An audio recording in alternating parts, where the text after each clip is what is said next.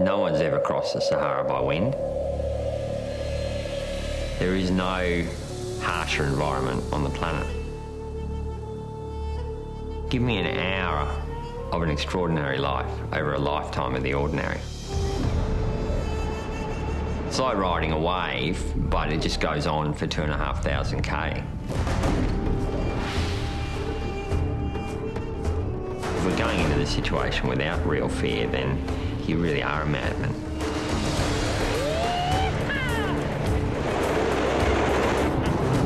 You mention Sahara, people immediately go to hot, uncomfortable, dangerous, Al-Qaeda minefields, massive, hot, dying.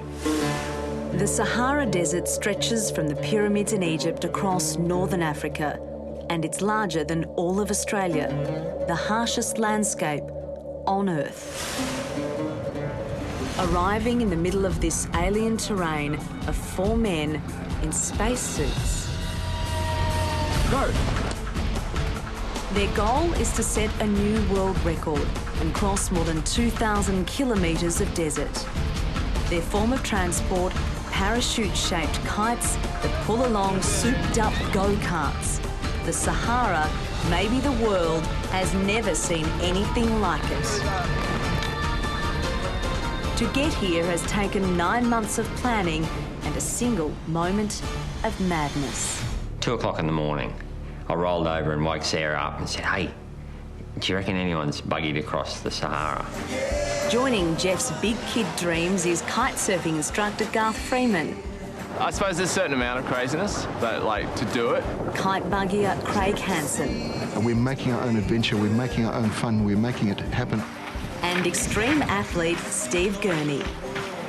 Probably the most scary thing I've done. They train for the Sahara on either side of the Tasman. The Kiwis in the mountains, the Aussies on Queensland beaches.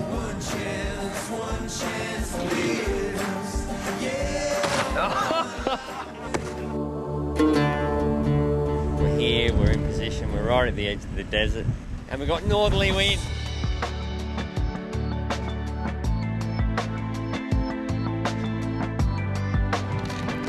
Don't do it, mate.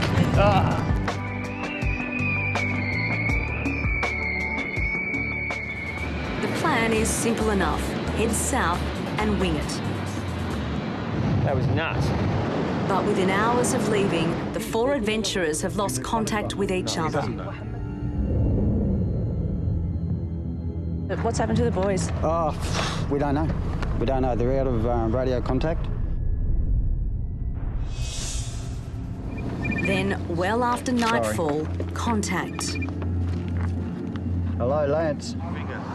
They're travelling where there are no roads, they have no camping equipment and no food. Pretty full-on stuff.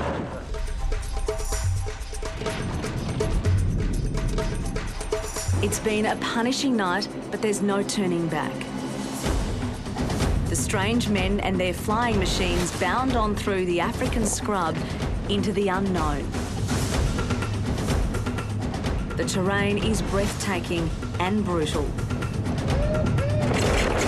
The first few days are harder on the buggies than anyone expected. And kite lines constantly tangle in thorns.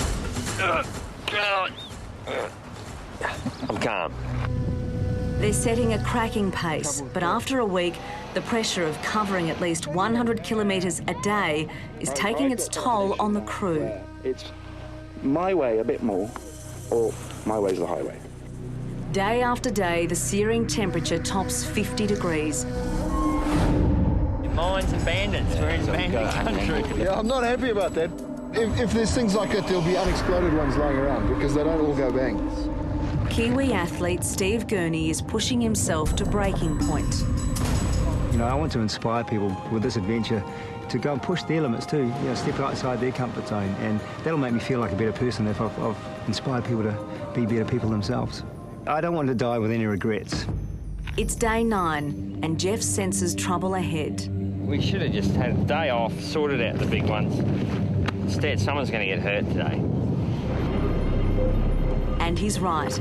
That afternoon, We may still need to buggy out of here, bud. Yeah, cancel the left side, get Steve out of here. There's a terrible crash. Steve is fighting for his life. I saw what happened.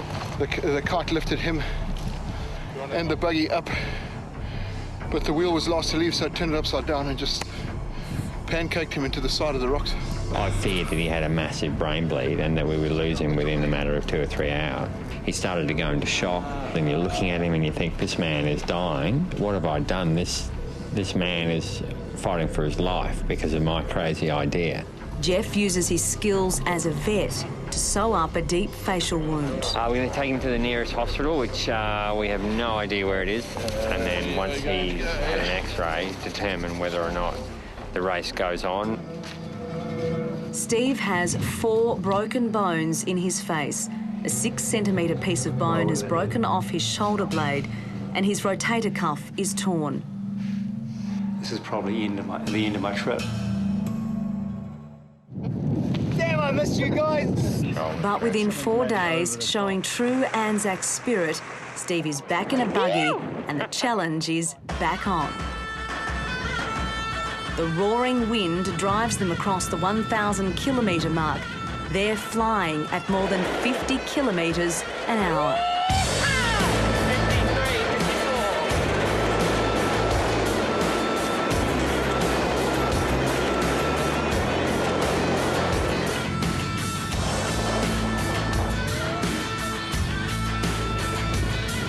It was like a massive hit of some crazy drug. By the 4th week, they've covered more than 2,000 kilometres and the finish is in sight.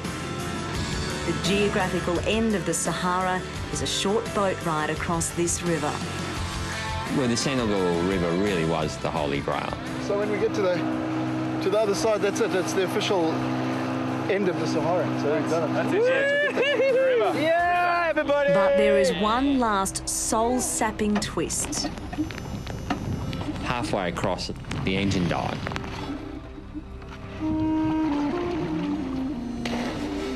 There's no wind, so they drag their buggies and their weary bodies the few hundred metres to their final camp.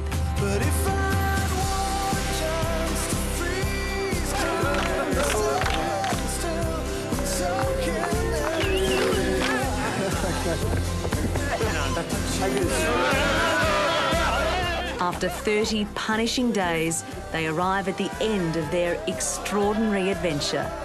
They've made it. Our number one goal was to cross the Sahara by wind power alone, and that, with 100%, we did. And if it just stimulates one person in Australia to step out of their comfort zone, then I think we've achieved something above and beyond the expedition.